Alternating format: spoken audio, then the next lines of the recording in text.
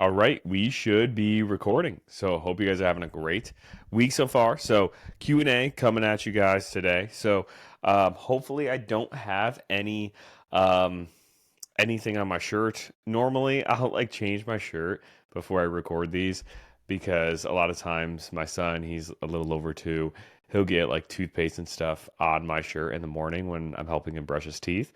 And then I'll have to like change my shirt in the middle of the day before I record these things so it doesn't look ridiculous. But did not go up and change my shirt today, so hopefully there's no toothpaste on here. Um, Hope you guys are having a great week. Week is going really well. Clients are crushing it. A lot of new clients signing up too with the announcement of our new assistant coach, Katie Craig. So I don't know if I talked about this. I don't think I did inside of the collective group here. But we do have a new assistant coach on board. So this is Katie Craig. A lot of you guys in this group probably know who she is. She's been a one-on-one client of mine for 2 years now. She knows a lot of clients personally and everything just from like hometown and everything like that. And she got her nutrition coaching certification a couple of months ago, and obviously has been under my wing for the past 2 years as a client, and is starting to coach clients now. So she is already has a handful of clients now, like on her roster. But anybody who does sign up with her, it'll be kind of like a co-coaching scenario. Like I'm going to be involved in everything too. I'm going to be in the group chat. We're going to have a three-way chat with all three of us so I can chime in too and everything and make sure everyone's taken care of. But just really excited, super exciting stuff, having her on board, and super excited for all the clients, that she has now to work with. And obviously super excited with all the clients that I have. And it's just been so cool to get to this point where, I'm able to bring on another assistant coach and like do it in a way where um, I'm trying to think of the way I want to word this. I did bring on an assistant coach back in like 2021, and it was very rushed. It was too soon. It was from recommendations and advice I got from people who it just wasn't really great advice. And so now doing it the right way, where like I've just gotten to a point where like the client retention has been so high where when people sign up for us one on one, like they stay with us for over a year, and it's just incredible, if not longer. And it's like it's really nice, and I love being able to form these long term connections with my clients and have them stay around and want to work with me for so long. And it's just gotten to a point where like retention is so high, and then new people coming in where I just can't take on like really new people. So just really cool. But anyways, let's dive into other stuff. Q&A. Also, fat loss phase is going really well. I started a fat loss phase about 3 weeks ago. Last week, obviously, I was sick, so I kind of ran into a roadblock there. I didn't gain any weight back. Like I just kind of maintained where I was at for the most part. But overall, fat loss phase is going really well. Like hit a new low weigh-in this morning, 199 point something, which is the first time I've been under 200 in a while. Started probably, I think my average weight, I think it was around like 204, 205. So in the past, few weeks down about, 5 pounds maybe on average. So everything's going super well. And I'm hoping to maybe lose another 4 to 5 pounds in the next month. And we have a vacation, a trip to Punta Cana in April. And then coming back from that trip.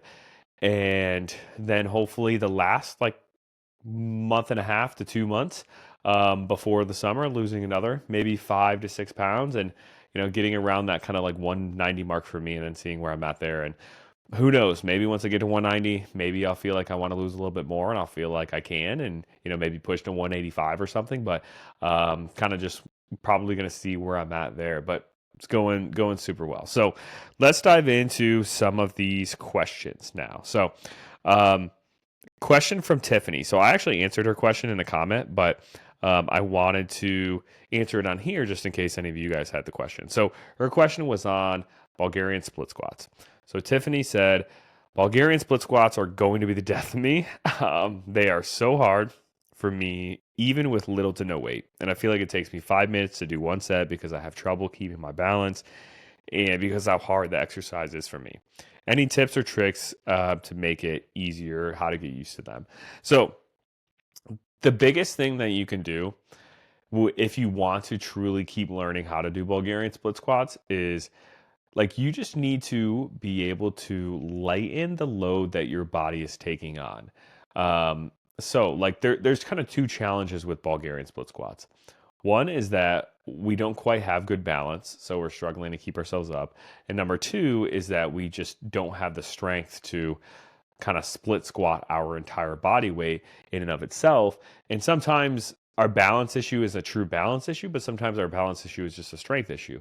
But either way, those are kind of the two issues people have with those. So the thing you want to do to solve this issue is to hold on to something for support or to help you balance. So like when I'm doing Bulgarian split squats, I like to, even though I could balance myself, just to give me a little bit more balance, so I can hold a little bit more weight in my offhand, is I'll take my one hand and hold on to like a rack, the squat rack, a table, a couch, a really sturdy chair. You want to make sure it's sturdy, but you can hold on to something for support.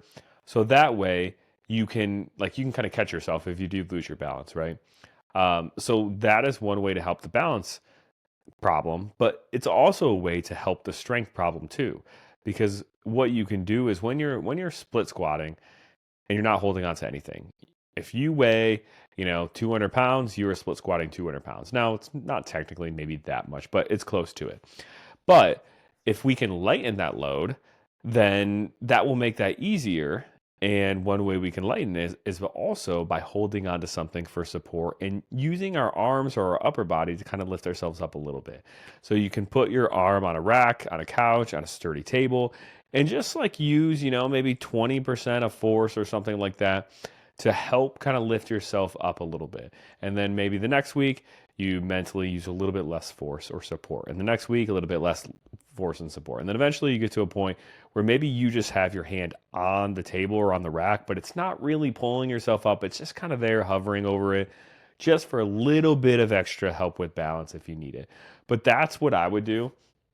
Kind of a third solution is you could just swap it out for like double leg squats. If split squats are just too hard, you could swap them out for more regular squats. If you're working out at a gym, you could substitute that out for like a one-legged leg press, which is a very similar motion to a split squat. It's going to work similar muscle groups, but it's obviously with more support, so you don't have to worry about the balance part of it. So that's also kind of a suggestion or solution too, is just swapping it out for something that you can do. But if you like are working out at home and you don't really have a great alternative, just hold on to something for support. So then you have something to help you with balance, and then also you have a way to lighten the load. So you're not lifting your full 100% body weight. You're maybe lifting 75% of your body weight, and then progressing from there. So let me know if that makes sense. Another question is and this was from like a week and a half ago, just because I didn't do a Q&A last week, but Kristen, she asked, I'm in my third week of my priming phase and I'm really struggling to eat all the calories. I'm hitting my protein, no problem, but I'm just not that hungry and I'm having a difficult time. I don't want to screw things up by under eating. So if you are struggling to hit your calorie goal because you are too full to eat the amount of calories you should, number one is you want to make sure your tracking is as accurate as possible. I find a lot of times people are maybe just estimating things too much, or maybe they're just not tracking accurately, and like they think, oh my God, 2,000 calories is like so much food. But that's because they're just not really tracking accurately and they're actually eating like 2,600. But it's just because of their inaccurate tracking that they think they're eating 2,000. So they think, oh, it feels like so much, when really they're overeating. So first and foremost, make sure our food tracking is accurate. Second thing is, if our food tracking is accurate and we're struggling to hit our calorie goal, we just want to do the exact opposite of what you would want to do in a fat loss phase if you're too hungry. So like when we're in a fat loss phase and we're too hungry and we struggle with the issue of overeating, we want to eat a lot of fruits and vegetables to really fill our stomach up. We want to eat a lot of fiber to fill our stomach up. We want to avoid liquid calories because liquid calories don't fill us up as much. We don't want to use as much like sauces or oils or butter when we're cooking, because those types of things really rack up in calories and they don't really fill us up that much. We also want to avoid like any kind of fast digesting carb really, because those don't fill us up as much either. Like think about like sugary cereal. You would much rather want to eat in a fat loss phase probably a high fiber like Raisin Bran cereal that is going to digest slower in your stomach, fill you up more versus Reese Puffs or something like that. That's not going to fill you up as much. Um, so those are all also like super high fat foods you want to probably avoid in a fat loss phase too, because the calories from fat really rack up and they don't fill us up as much either. So things um, like almonds, high fat meats, those things you probably want to limit a little bit more when you're in a fat loss phase. But if you're struggling to hit your calories and truly struggling and you're tracking accurately and you are, then you get to do the exact opposite, which is like sometimes kind of fun. Like you can have more liquid calories, you can put more sauces and things on your foods, you can cook with more oil, which usually makes it taste a little bit better. You can have a little bit more high fat foods. You can have a little bit more of the like sugary type cereals. Now, we don't want all of our carbs to come from stuff like that necessarily, but having a couple hundred calories worth at the end of the evening of a sugary cereal or as a snack, if you're struggling to hit your calories, like that's going to help you to hit your calories. And as long as the rest of your diet are, whole, unprocessed, mostly fruits and vegetables, lean meats, quote unquote, stereotypical healthy foods, then having a couple hundred calories a day of like your favorite sugary cereal isn't going to just automatically magically make you super fat or make you gain a bunch of weight if you're hitting your calorie range appropriately. So, like, you have more flexibility with your food choices. You can enjoy a little bit more tastier, quote unquote, foods. You can have a couple hundred calories of something like that that's easier to digest. You can have some liquid calories. But you want to do all those opposite things because you're trying to fight your fullness to eat a little bit more calories versus in a fat loss phase, you're trying to, fight your hunger to not eat as many calories. So let me know if that makes sense. But like I said, double check your food tracking accuracy too, because if we're feeling like really full and, we're not way over our approximate maintenance calories, there might be a chance maybe there's some inaccuracies there, but check that too. Last question is from Jess.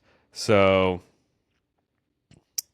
she said, getting the workouts in throughout the day. So does anyone have super crazy schedules where some days you just have to get the exercise or workouts in when you can? For example, today I'm doing the reverse lunges and calf lifts during my meeting. Then when I have a break, I'm going to do another couple of exercises in the workout and then maybe another break, another couple of exercises. I know ideally doing them all at once is best, but rather get them in than not at all. And then she asked, sorry, still recovering from the cough a little bit. She asked, how do I feel about this? Yes, not ideal, but definitely not every time, but maybe once a week. Tops, I have to do it to get it done.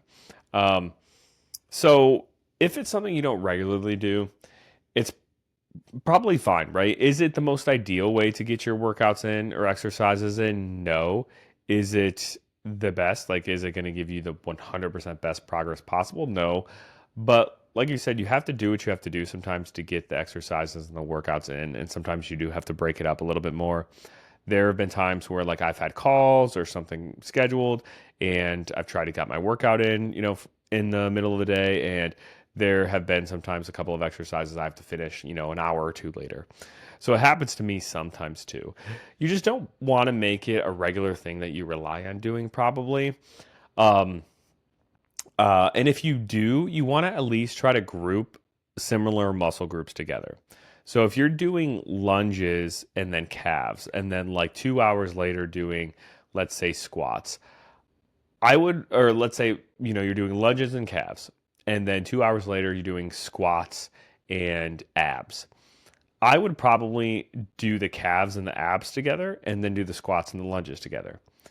Because if you're doing the squats and the lunges together, you're at least hitting those muscle groups all kind of at the same time, because squats are going to work your quads and your glutes, and lunges are going to work your quads and your glutes. So you're working those muscle groups kind of in the same window, which is good for a couple of reasons. One is that like once you hit the muscle, within a couple of hours or a few hours, like there's probably some kind of muscle recovery that's trying to happen at that point. And if you then hit the muscle again, like if you do lunges and then 2 hours or 3 hours later you do squats, you're interfering kind of with that muscle recovery process that tried to start happening 3 hours sooner after you finish your lunges. So you're kind of interfering a little bit with the muscle recovery process there. Another downside of splitting up exercises that work the same muscle group is because like there's a little bit of like a warm up period you have, even if you're not doing a ton of warm up sets, just like your first set of lunges, you're probably not like completely dialed in. And then by your second set, you're feeling a little bit more dialed in with your form and your muscles are a little bit more activated then. And then your third set, you really are. And if you were to do your squats right after that, then like that's good because those muscle groups are already warm, already activated and everything. But if you wait 3 hours and then go and do your squats, well, that first set of squats is probably going to feel, you're probably going to feel cold. You're probably not going to feel as warmed up. You're probably not going to feel as like physically prepared to activate those muscles then. And then, by the second set, maybe you feel a little bit more activated then. And the third set, you feel good. But you kind of like miss out on that first set of being able to be as activated as it could versus if you were doing the back to back. So it's not ideal. I would try to do it as infrequently as possible, splitting up your workouts like that, especially like if you just have to split up a couple of exercises and do it later. That's different than if like you have 8 different exercises and you're doing 2 at a time, having to do something for 3 hours and then do 2 more at a time, do something else for an hour or two, do 2 more at a time, right? That's different, but I would try to split it up in just like 2 separate sections at most if you can. And if you do split it up, really try to do the exercises that work the similar muscle groups together. That way you're not having to kind of like re-warm up in a sense those muscle groups and reactivate them again. But like I said, I would try to do it as infrequently as possible, but it's probably better than just entirely skipping the workout altogether, right? But yeah, that's kind of my take on it. You got to do what you have to do. Getting 60% of the benefit from a workout is still better than getting 0% because you skip it. But I would try to do it as infrequently as possible for those reasons. And also too, like if you're splitting it up into like 4 different time slots or sessions, quote unquote, like if you do 2 exercises, wait an hour or 2, do 2 more, wait an hour or 2, how much are you really getting out of that like third round of getting to your exercises again, or the fourth? Probably by the third or fourth time, like you're really just trying to just like check off a box and get it done. And you're probably not really getting focused and pushing yourself as much in that exercise as you probably really need to see progress from it anyway. You're probably just kind of going through the motions and just kind of like, oh, I knocked out my 10 reps. I finished it. But are you really like getting zoned in, pushing yourself close to failure, looking at, your weight log of what you did for weights and reps last week and really pushing to progress on it this week? You're probably not really as focused if you're constantly starting and stopping that many times, right? Like I said, here and there, you got to do what you got to do. I've had moments where, I've had 2 or 3 exercises I had to finish like later after a call or after a podcast or something. But try to do it as infrequently as possible. So let me know if that helped, if those questions were helpful. Don't forget to post questions below in the feed every week. Use the questions filter or the questions category. That way I can easily sift through them. And I've kind of been toying around with this. And let me know, after watching this, you guys, and comment your thoughts on it. But we don't have like a ton of questions necessarily every week. And I'm toying around with maybe doing Q&As every other week instead of every week. And then maybe the times that I don't do a Q&A, I use that time to make some other kind of resource, whether it's a video of like how to make meal plans super simple, or maybe it's me filming a video of a fast food place that would be really helpful to order from, or maybe it's some other kind of resource for the classroom section that would be really helpful. Maybe it's some kind of resource like different meal plan templates that like maybe you guys could access. But I'm kind of thinking maybe you'd get more value out of maybe Q&As every 2 weeks, and then maybe those every other weeks in between, maybe some other kind of resource that I try to put together for you guys, or just thinking, just kind of thoughts in my head. So let me know your guys' thoughts. about that after listening. Let me know if you have any follow up questions with this, and I will see you guys in the next one.